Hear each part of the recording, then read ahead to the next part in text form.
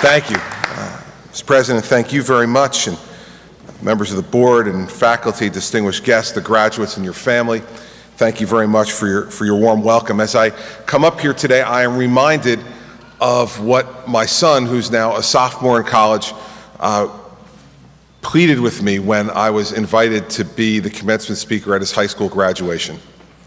He said, "Please be short and don't embarrass me." I think that that's probably a good guide for any commencement speech. Be short and don't embarrass anybody. That's my goal today.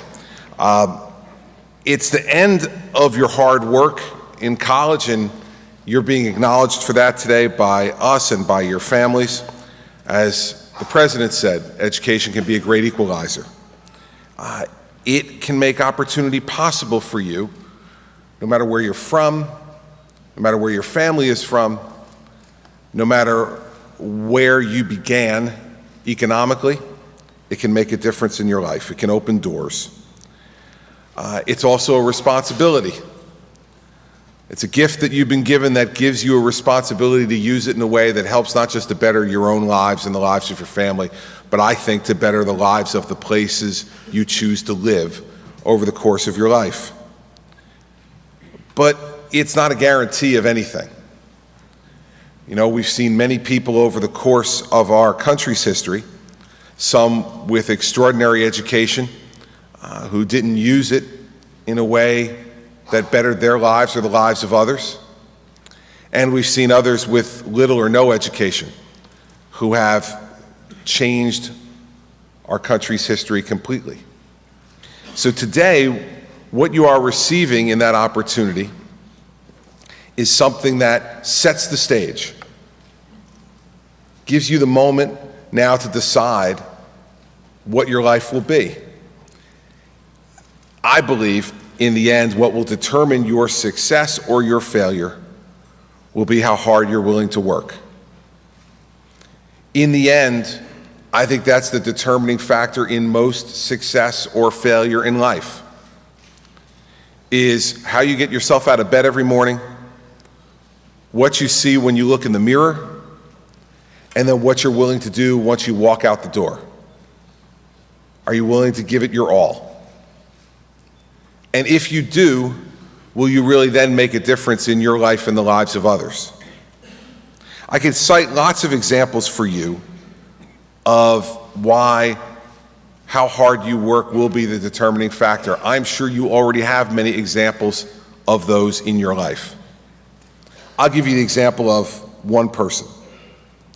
This was a person who came to the United States on a boat from Sicily, who was actually born on that boat between Sicily and the United States.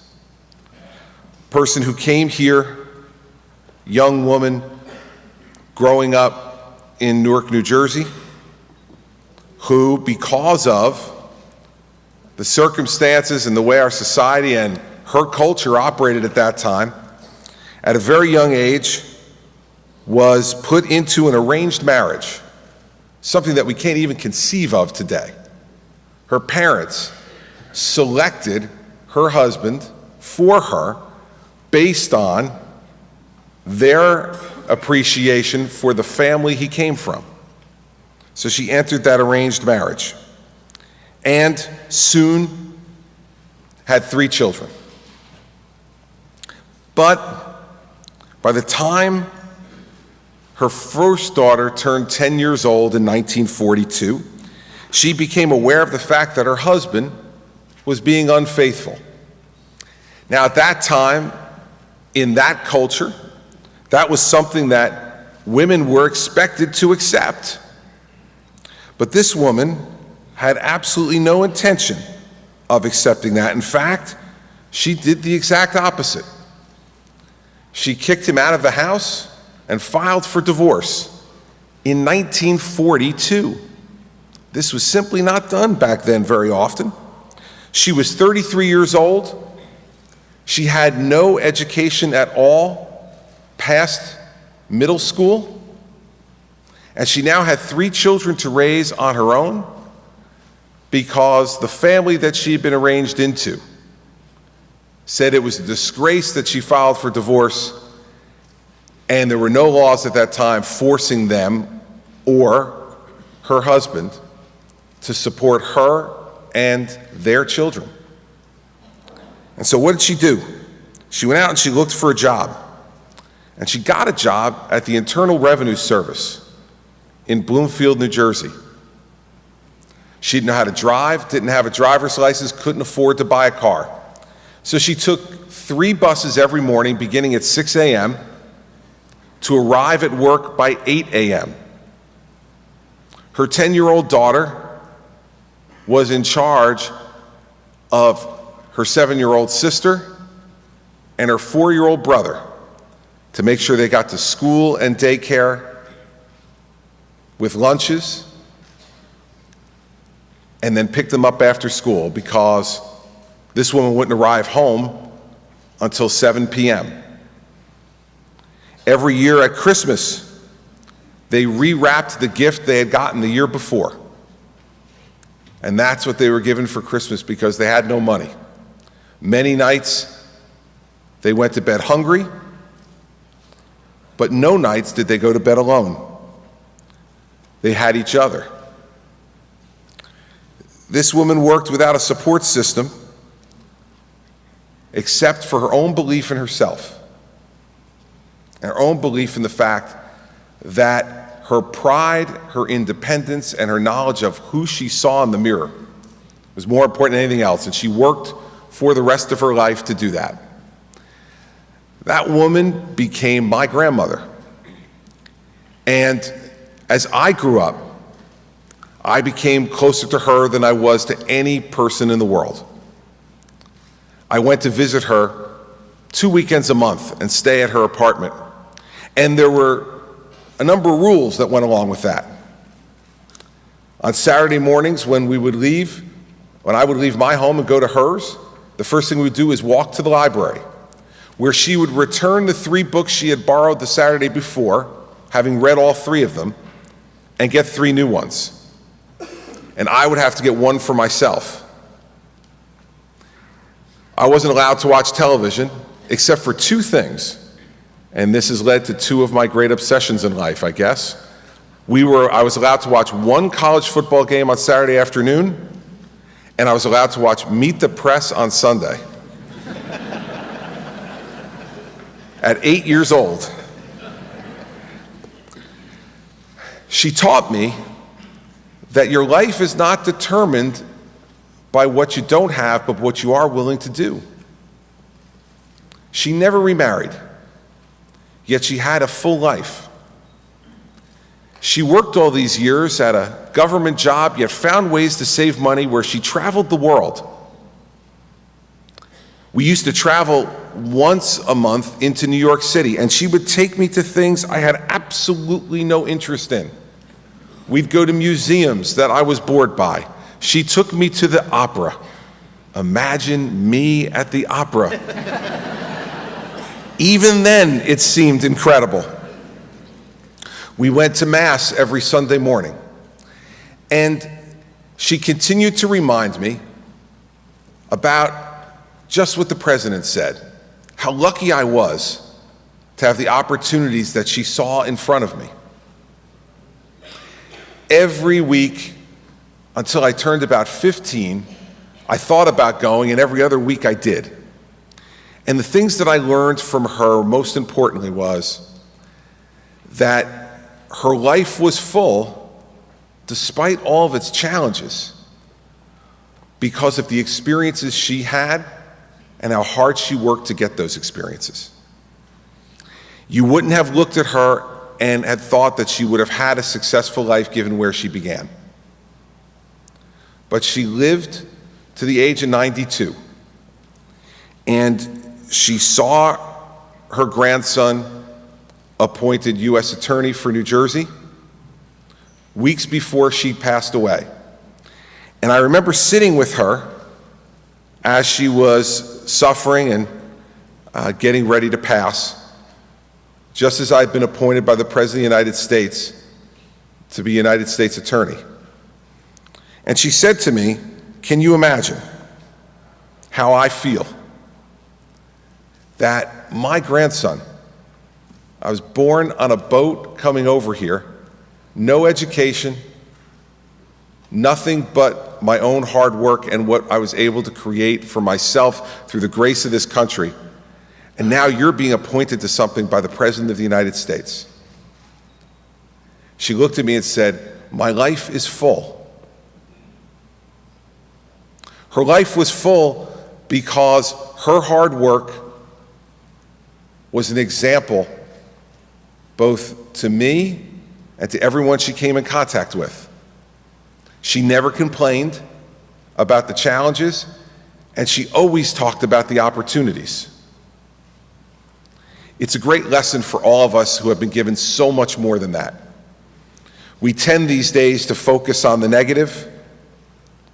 We tend to complain about what we don't have or what hasn't been provided to us.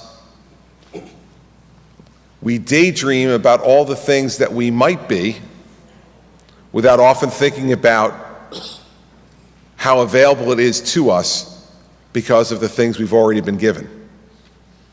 I learned from my grandmother. She laid that foundation for me. And she taught me that hard work is the key to every success in your life. Whether it's hard work at your career, hard work at your studies, hard work at your marriage, hard work as a parent. There is joy in hard work. You have a leg up that you've earned today. And that leg up is the education that you've gotten here at Rowan. And now it truly is up to you. And because of the education you have, no one will presume that there are any limits to your life.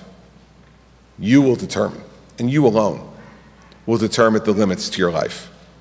And I believe it'll be only determined by your willingness to dream, and most importantly, how hard you're willing to work to get there. In the year that would have been my grandmother's 100th birthday, I was elected governor of New Jersey. And I thought often during that campaign, her birthday was September 10th, and I thought often from that day forward to Election Day, how amazed she would have been to see what was happening and what might happen. And the day after the election, one of the places that I went to visit was her burial site. I went there just as a sign of respect, to let her know that I understood that I would not have been there without the example she set for me.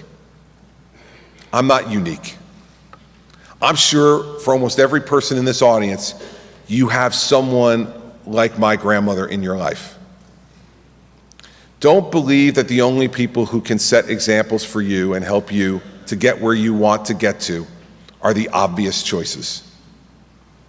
Sometimes they are the people with the greatest challenges, who've worked hard, achieved much in their own personal lives, but set an example for you for everything that you could be, even if what you will achieve in material gain and public notoriety will be well beyond anything they achieved in their lives, or quite frankly, anything they probably could have dreamed was realistic for you.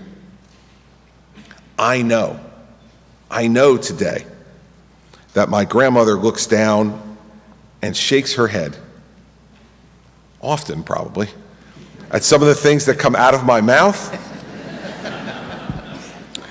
and at some of the extraordinary opportunities that life has already presented to me.